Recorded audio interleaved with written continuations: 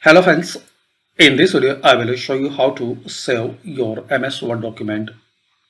So this is the guys Word document. If you want to save, so press Ctrl S. Just you have to press Ctrl S to save document. If already you saved, so it will save changes, and if your new file,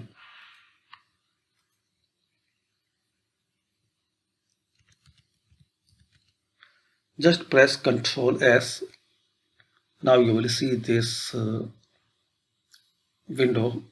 Here you can select where you want to save, like document, desktop, or any another folder. Also guys, you can create a new folder in any location, like in desktop you want to save, so click on new folder,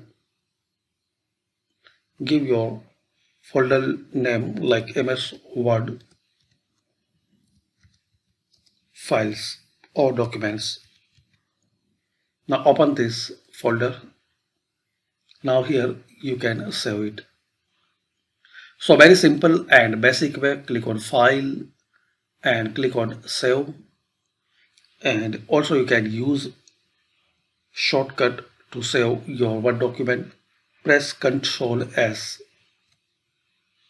That's it. Thanks for watching.